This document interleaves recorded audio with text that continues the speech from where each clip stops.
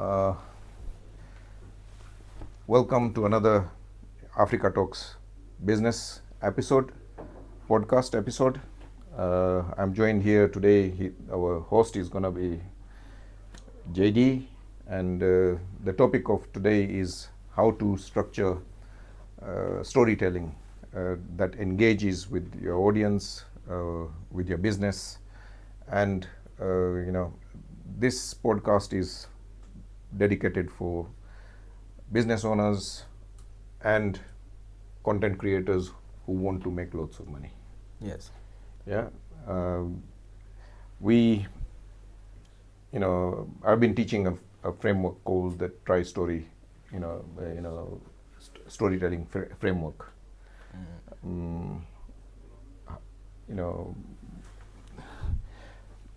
Tell the audience, how you used it, and sorry, you're supposed to ask me the questions. Yes. It's you also asked me a question that is going to make me introduce the question and also the topic of today, so that I also bring the question back to you. Mm-hmm. So you asked me how I use it. So in this conversation are going to mostly take an examples of some movies to show how this, for us we call it a 3-act structure. Yeah, so you've been using it as a 3-act structure. I call it the 3-summit, storytelling formula. Yeah. You call it the 3-act structure. Yep. It's the same thing, just different formats. Name. So you've used it for filmmaking. Yeah. For writing scripts, for directing films and doing film productions. Yes. Give us an example of how you used it. So first of all, before I give an example, these 3 acts, they are separated in storytelling because of a reason. Okay. So there is first act, second act, and third act. The first act is what we call the setup. What was happening? What was our hero's goal, our character's goal? Mm-hmm. What is the normal world? How is that a character is living? So you have to create a time and space for the characters to exist. Introduction. Okay. So let's say if it is Lion King, you have to introduce Mufasa, Simba, and Scarface, exactly. And all that. Yeah. Okay. So there is second act where our character has taken a step. Like, what did he or she, our character, do to overcome something? And it comes with the goal, our character goal, mm-hmm. plus the theme of the story we are talking about. Mm-hmm. Then the third part, in the second part, the second act, that's where we see different things, like our character connects with different friends, is building enemies around, and taking decisions, and at the end of the second act, our character has to take a decision. Mm-hmm. that will never come and take a step back. A decision that goes forward and follows. Okay, the decision that makes him a hero. Yes. In most stories, the hero is lousy for maybe 80-90% of the story. Yes. He only becomes a hero because he meets a guide. He has to make difficult decisions that makes him win the day. Yeah, it even sometimes takes a heartbroken to take a decision and move. Yeah, most meaningful decisions are very hard. Yeah. For even as individuals, let alone heroes. Yeah, it's true. It's a normal life story. Storytelling takes the story we live in every day. Yes. Yeah. So in what context have you used it? I used it in the context of Love Cycle. So you are doing a rom-com? Yeah, it was a rom-com. Okay. Yeah, but as a film director or script writer, I use it in different ways. I mean, different contexts. Okay, for the audience's purposes, let's bring it down to business, and let's bring it down to content creators. Yes. So because this episode is how business owners and content creators can make their videos, their content, their stories engaging to their audiences. For the business, it's their customers. For the content creators, it's their audience. How they can get more engagement, how they can get more views, how can they can make more money from their content journey. Yes. And if you look at the screen at the back, it's a 3 summit storytelling formula, and each summit is a high, and then each valley is a low in the characters, in the journey of the character. Yeah. So if you change the slide, the storytelling can be used in 3 forms. You can use it as a case study for a businessman. It's a case study that he shows where his client was before he met him. Yeah. What they did together that changed the outcome and where he is now. So if we were to take the case of the chef who cooks for a 5-star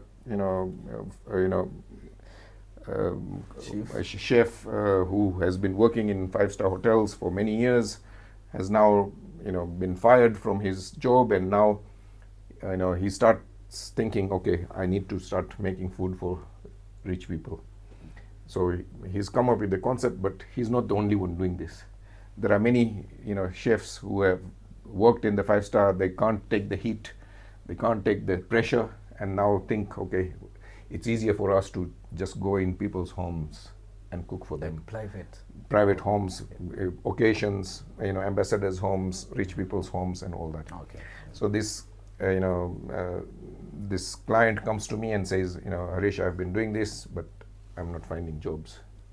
Sometimes I have a lot of jobs, and sometimes it's either feast or famine. So it's periodic. It's periodic. Okay.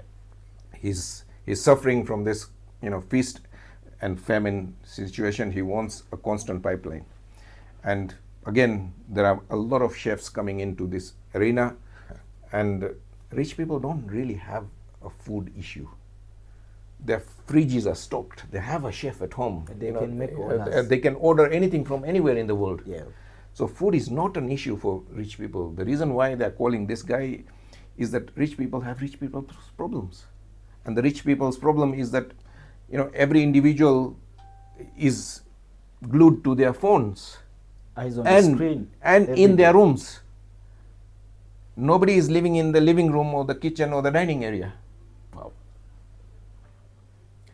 So I gave him so because of that, I gave him an idea that, okay, instead of just selling yourself as a chef who cooks brilliant dishes, call yourself a chef that brings families together, because rich people's families are divided. They're all glued to their rooms and to their screens, and they're living separate lives. Even though they are living in the same house, they are suffering. They hate each other's company. Because they don't have time for it. Yeah. So I told him, no, don't only just go and cook for them, make them part of the cooking. And he says, how can I do that? So they join him on the process. Yeah, so I said, tell your clients that, if I am going to come and cook, I want some assistance from you guys. And your assistance is going to be in the preparation of these ingredients. We've got vegetables that need to be chopped. We have this that needs to be prepared. We have this that needs to be washed and cleaned and flour that chopped. Needs to be baked. Yeah. So by engaging the family into the preparation of the ingredients, that then the chef is going to cook them, because they've put sweat equity on it. And the other thing is, they are not used to doing these things. And they are together. They have to now work as a team to come together to prepare the ingredients so that the chef can prepare the meal for them. And now that they're invested in it, they've put their sweat equity into it, they'll enjoy the meal even more. This will become an experience that they would want to repeat again and again. So they will make it a routine. Yes. So that it will become a monthly or a bi-monthly or a quarterly feature. So now he has a pipeline. Yes. Okay. And the other thing is he's now separating himself from the rest of the competition, because no other chef is selling himself as a chef that brings families together. Because he's giving memories. Yes, he's creating memories and he's creating unity among the divided members of the family. Okay. Yeah, and this allows him to stand out. It allows him to differentiate himself, and it allows him and his customers to experience unity, and the joy of cooking and eating that meal. That has allowed him to book more jobs. So this was a case study, scenario. If you don't, let's say you're a new content creator, you're a new business, or you're a new startup, you don't have case studies, you don't have clients yet, then what can you do? For that, if we go to the next slide, you have a personal case story. Yeah. So personal case story for you is that you are a filmmaker. You're back in Kigali. You are doing filmmaking in Nairobi. You are now back in Kigali. You don't have a place to go to. You come across me, and we come up with a solution that works for you. Instead of you are helping us build some movies and whatnot, editing and all that. We are using your skills, but we are also helping you build a business. Yeah, sure. That's the authentic Kigali authentic works. Yes. And again, that would be a personal story for you. And how would you narrate your personal story? Where were you before? What happened when you met me? And where are you now? Thank you. So if I tell my story, business story, using this. Yeah, about your tourism Yeah. venture that we are helping you structure. Yes. So as everyone knows, most of the people when they come here to visit Rwanda, we have so many places to take them. Gorillas Museum, Genocide Memorial, but different places that are structured Yes. for tourists. And that is an information that it is a thing that we used to do as a routine. Sometimes you don't get clients because if my brother come and visit and go all the places and go back in another country, we'll go and tell a story. So hey, this place. Okay, some people, because they have heard the information, just the information is the same thing everyone is doing. Sometimes they don't come. Yeah, so they'll do some due diligence and they'll see, okay, the 10 best places to go to in Kigali. Yeah, and if they go to Google, they find them. Yes. So that makes the business not stable. Then when we met, we had to sit down and discuss and see the business is not what you think is a business. The business is the solution you are giving to the problems of the society that you have chosen. That is what I have understood and learned through all the conversation, all the sessions that we have been through. And then after that, I got that idea of, okay, if we are doing the same thing, how am I going to differentiate myself from How are you going to this? stand out? How am is I your going- product Yeah. or your service going to stand out? What am I selling and giving that is different, that will stop the client from entering this shop And coming to yours. to my shop? Yeah. And then that's where we found that the best way is to solve the problem. This problem is people need 5-star. If someone comes from Dubai, has been in London in a Marriott and is here Yeah, in 5 Kigali, stars in New York, London, Mumbai, or Kigali is the same. It's the same. You will all be served the same continental breakfast. Yeah, it's the same. So Yeah, I will also put this direct question to the people who are following us. Don't you think it's a big problem? People need to experience the authentic. Yeah, and Aisho Speed did a good job of it.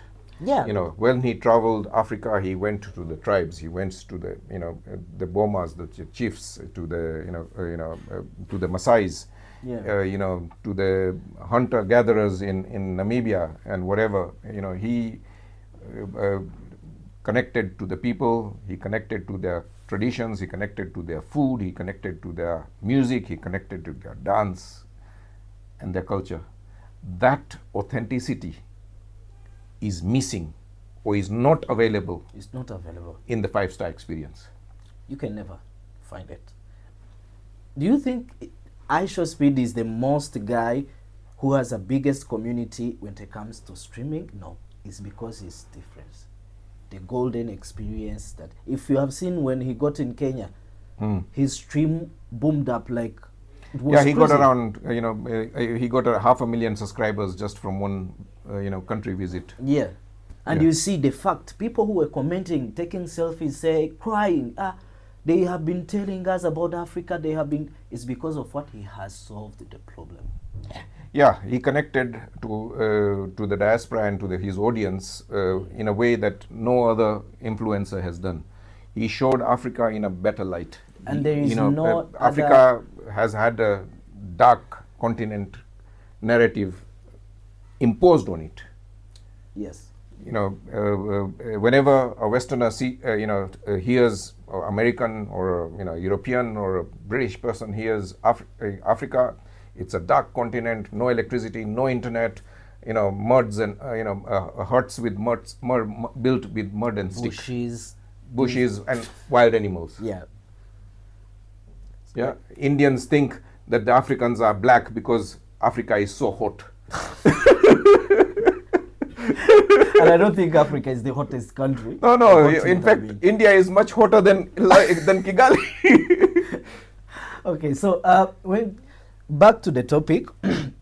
So as I was saying, solving the problem is the only way to stand out in the business. So this helped me because when I found that we are doing the same, I had to stand out and say, okay, we're doing our tourism, taking our tours in the car, in the luxury hotels, in the luxury big malls for people to Yeah, shop. yeah. Now, people needs to experience something different, the real life, real Kigalians. People, the Yeah, biggest local authentic local experience. authentic, yeah. Yes. And see the local businesses. You see, like people said, oh, the GDP of Rwanda is going up, but there's also a community, a small community that is standing out in every possible way and every ability to contribute. How about visiting those people? How about seeing the restaurants where families sit down and eat on the lowest price that you cannot even imagine? How about walking, meet Rwanda? People say, when you go to Rwanda, people smile. It's just few people you have met. Walk and see, greet people, talk to them. See how the love of Rwanda. Rwanda is not about building. Rwanda is not about the street.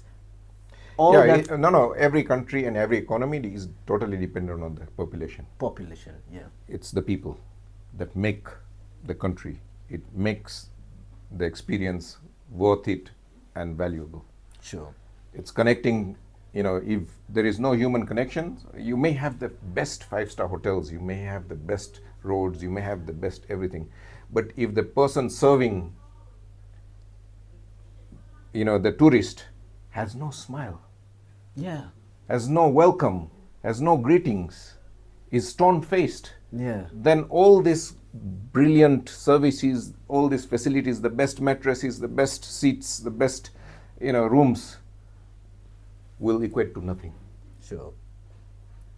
So as I can say that in Rwanda, in tourists, that thing, smiling to the customer, welcoming them, it's something that has been corrected, is good now. But let's add something on our menu.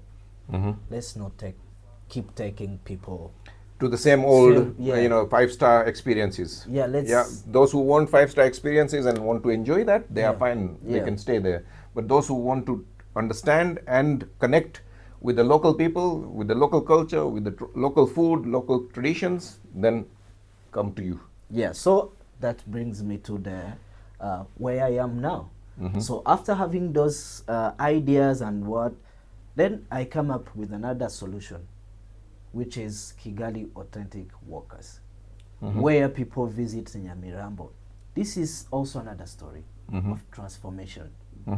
Before, people used to say, not even to say, that's how we used to be.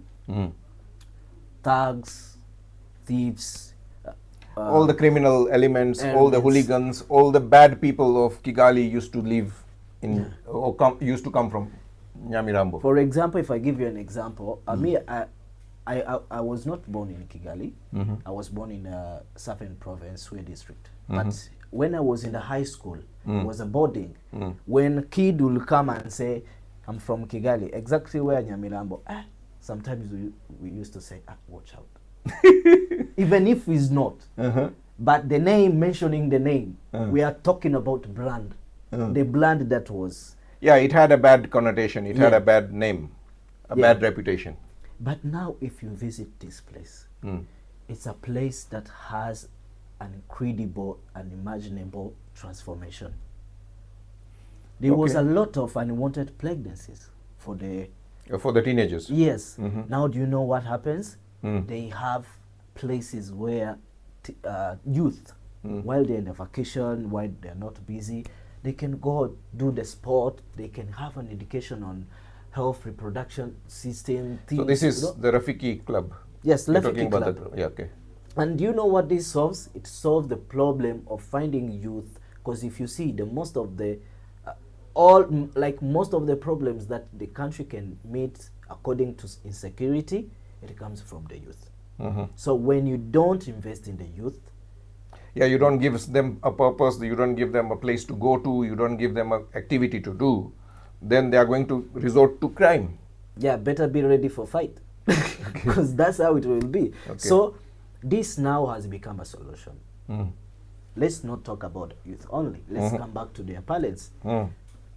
Women's, mostly in culture of Rwanda, culture of most of the African, we used to understand, but I think in India too, we used to think that women's are made for home, like stay home. Yeah, that hasn't always been, if you look at prehistory, women predominantly lived and looked after the home. Men went out to hunt, gather, and bring the food at home. Yeah. So if I give a short example, you find like now in Rwanda, if you see in the parliament, the big number is women. Yeah, it has one of the highest women representation in any country in the world. Yeah, because they have seen that women can give a contribution to the development. So now let's get back to our authentic. If we can see that happening in the parliament, what about in the community down? In the grassroots. How is it going? Okay. Now there is this a story of people who came together. I think it's 6 or 8 women came together, think, what can we do as a women in the community? What can we do to raise our balance and make our family sustainable? The Nyamirambo Women's Center. These women, now, it was initiated in 2007, 19 years now, I think. Okay.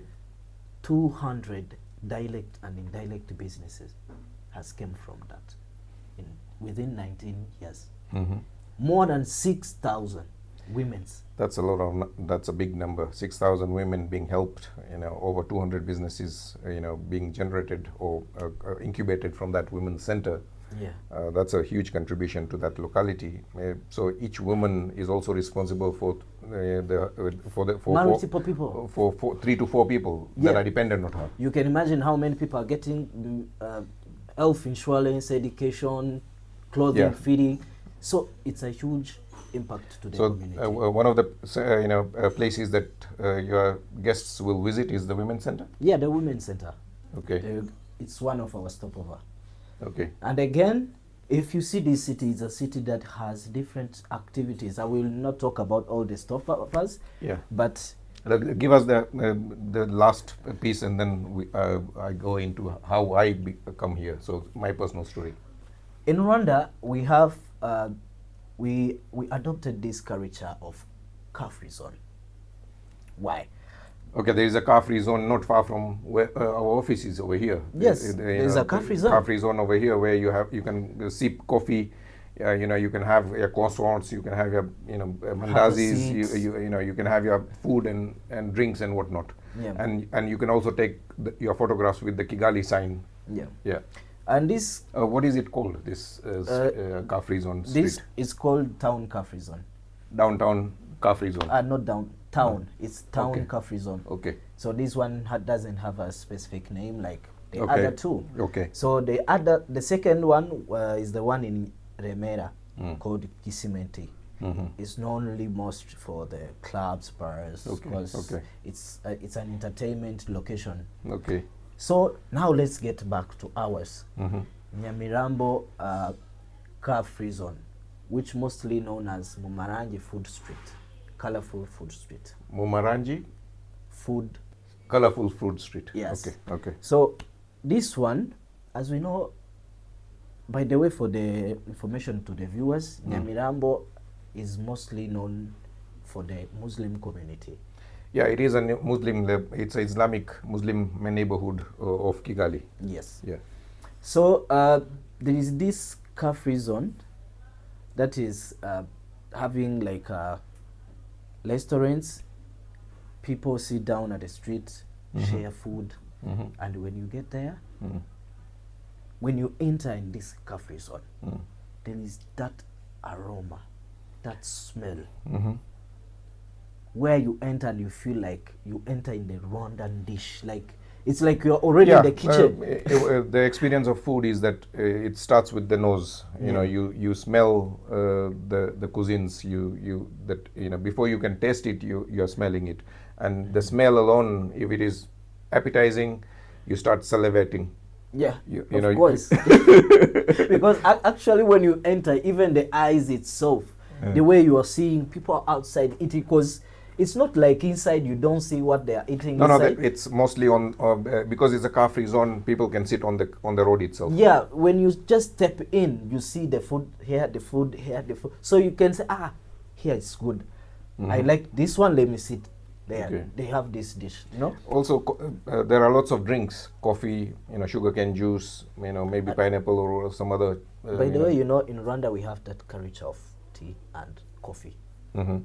When you get to this place, you will find the biggest community of Rwandans sitting together and drink coffee, more than in the coffee shops that you usually know. Okay, I've been to the Western coffee shops, to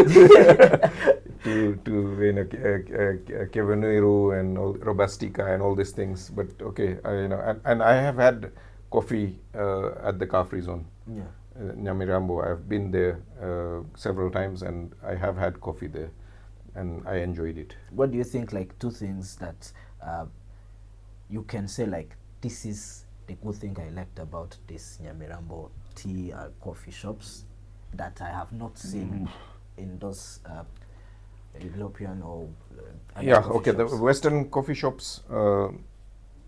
There was a place. I don't know whether it's Nyamirambo or somewhere else that there was somebody who was roasting these beans in public. It's an Ethiopian tradition where the coffee is roasted in public, and the aroma, the smell of the coffee Makes you want to eat or drink or something, and the way they toast it, it becomes a spectacle. And then they grind it in front of you, and then serve it. Make it and serve it to you. That experience, I think, most people don't understand where coffee comes from. That coffee is a bean that is then grinded, is roasted, and so it's like people in London, when they get chicken, they think chicken comes from the supermarket. They don't realize that it comes. Most kids don't, because it comes packed in polythene. So it's baked in the supermarket. Okay. Yeah. when you talk about what is baked potato, oh, baked potato is something that I get in an aisle in supermarket, in Tesco's supermarket. So people, because we are no longer connected to the land, we are not connected to the process, and getting people back to the process is an experience in itself. I enjoyed that experience, and I think all your guests will also enjoy something similar. And then you also mentioned something about the sugarcane, juice. Yeah, making. as you were saying, in toasting India, the beans. Yeah. You see that experience, yeah. Yeah, and in India, or in the Asia, extraction of sugarcane juice in front of you is common practice. I haven't seen it in Africa, but if there is a place in Mirambo that does it, then it would be a good place for your guests to step. For the information to the viewers, that place is one of our stopover. Okay. Just come. Okay. Yeah. So. All right. Now let's. Okay. Now I need to talk about my personal story. Yeah. I have had. I'm a fifth generation builder. I've had several multi-million, business successes in Africa, in Nairobi, and in London. And I've now come back to Africa after 35 years. I'm a good builder. I know how to build buildings. I know how to build structures. I know how to build. But, this time round, coming back to Africa, I've decided not to go back into the construction industry and build buildings. But I want to build businesses. I want to build business owners. I want to build content creators that can turn their business, their creativity, their content into something that makes money for them. And most businessmen are still avoiding the content creation journey. And businessmen and women will not like to hear this, but the things that you avoid are the things that you need to do in business. And content creators just don't create content that you like to see and you like to digest. Create content that your audience wants and is of value to your audience, not to yourself. Stop glamorizing yourself. Stop, introducing yourself as, my name is Harish, I'm a CEO, blah, blah, blah. No, nobody cares about that. Yeah. I have an example in which, there's a clearing and forwarding agent who used to introduce himself like this and says, my name is Joroge, I'm a CEO of this company, I'm a clearing and forwarding agent, I'm based in this location. I said, Joroge, stop it. It's like reading a badge at work. Yeah. He's just glorifying his name, his title, and his company. That is a badge. It's Yeah. not Yeah. introduction. So I said, tell me what you do, who for, and why you're different. And the guy had to scratch his head. But he did come up with something that we can work with. And he said that, I can help business owners clear their containers from the port in 2 days compared to 20 days. I said, that's a solution people are looking for. Let's turn this incomplete sentence into a complete sentence. So I helped him say, okay, what is the advantage of him clearing their containers in 2 days compared to 20 days? Is that it allows his customers to take their goods to market 18 days earlier than their competitors and turn it into cash. Okay. So the whole, and then he has to say, my name is Joroge, I am a CEO and I'm based here. That way, that soundbite, I can clear it in 2 days compared to 20 days. It allows my customers to take their goods to market 18 days earlier than their competitors and turn it into cash. That is a complete message. That even if I don't need that clearing and forwarding agent, if there is somebody who needs it, I'll recommend him. Why? Because it's soundbite. Okay, so if I understand it well, it's like now he has this capacity of clearing it in 2 days and get it to the market, Yeah. make cash. And he for was not others. talking about it. And he has this intro of saying, I'm Njoroge. I am a CEO of this, blah, blah, blah. So if it's me, let's say, as you said, maybe you don't want clearing things, but you have him in mind and you would call someone. I mean, if someone needs someone like that, you can recommend. Yes. So if he tells me he's Njoroge and he's a CEO, I know so many people do the same job of CEO. Yeah. And I know so many other names. That There is I no know. standing out. Yeah. But if I know is someone who clears these things- Containers in 2 containers days. in 2 days, and there's another person I want in, who I know who does it in 20 days. If someone asks me, I will say, okay, if you want your things quicker, this is Njoroge. Yeah. Talk to him. Yeah. So I think that was the best one. Yeah. So that's clarity of message. So now that I'm back, I want to give people 3 things. If they do these 3 things, they can double their revenues and they can double their profits. They can, if they clarify their purpose, they clarify their message, like we did for Njoroge, that he's a clearing and forwarding agent who clears their containers in 2 days compared to 20 days, and it allows them to take their goods to market And turn it to in cash. before their competitors and turn it into cash. So that's the message. And then clarity of price. Every person I speak to says that Africa is price conscious. True, Africa is price conscious. So was India. So was the rest of the world. So many bargainings. Yeah, India, and you can't beat an Indian in bargaining. So if you tell him it's 3,000, they will start in 800. Yeah. So you meet in 1,000. So, Okay. but that causes confusion. People don't want, if they can avoid the argument, they can avoid the negotiations, they can avoid the haggling, they would prefer to shop somewhere. So, Simba Supermarket is selling simple commodities like toothbrush, toothpaste, And soap. You find a price. Yeah, the price is clearly labeled. The soaps are all in one place. The creams are all in one place. Everything is clearly displayed. Why? It's clearly priced. It's clearly labeled. And when you go to the till and you then say, put your basket and tell the till lady, oh, can I have a discount? She'll tell you, leave that basket here, go outside. We don't have There's a time for market outside. Yeah, why? Why is Simba able to do this? Why is the supermarket able to do this? Yeah, sure. Why? It's because of the clarity of price, clarity of message, clarity of purpose. They give you free car park space, they give you a free bag, they give you a free trolley, they give you an AC environment to shop in. All they are saying is that you pay the advertised price. If you don't want to do that, then go somewhere else. Sure.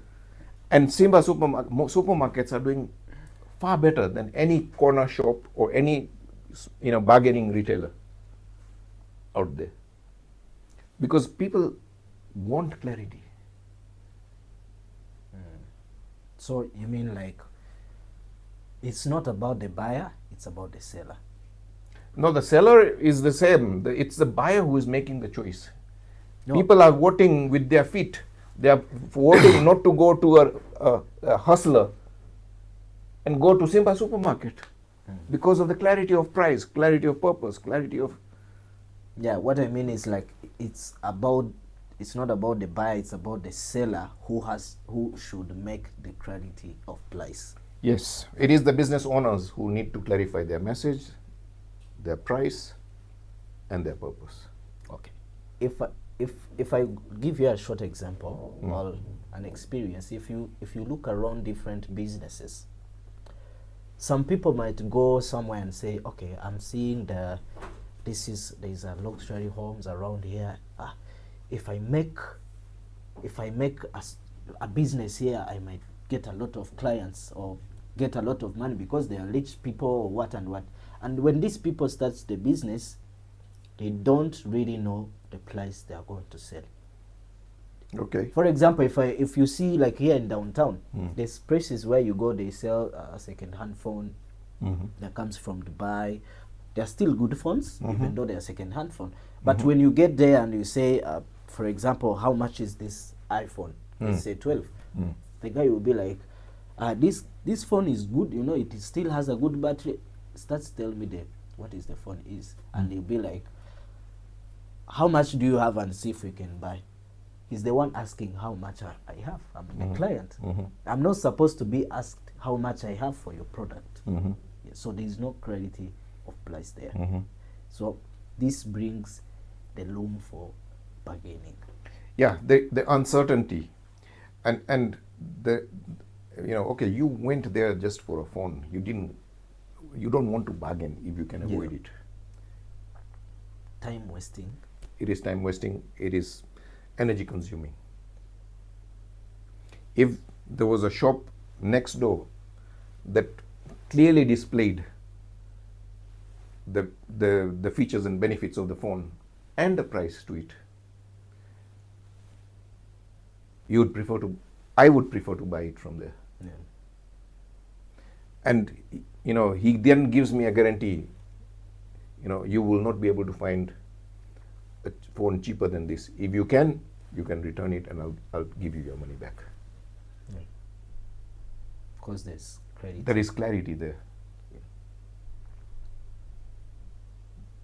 In UK, there is a store called John Lewis, which has a slogan: never unknowingly undersold or overpriced or something like that.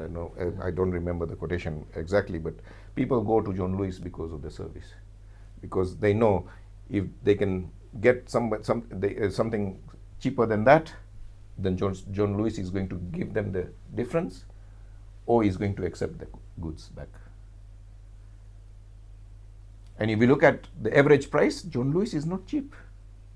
And people still go there. Yes. There is another case of a plumber, Pimlico Plumbers, and this plumber, this business got sold for over £1 billion. A plumbing operation has got sold for over £1 billion. This guy, he just created a simple formula. Rich people do not want builders who, when they are working, their cracks are exposed. They want builders who are well dressed. Their bumps don't show. Their cracks don't show when they are working.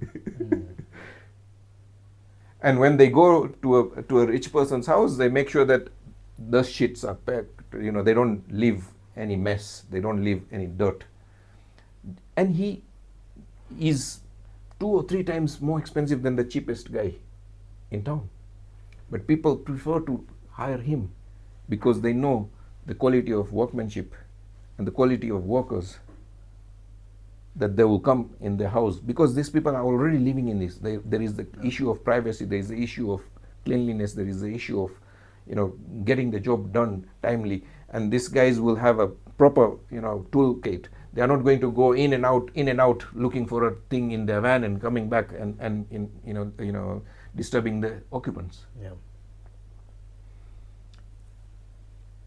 He differentiated himself as that we are plumbers that know what we are doing.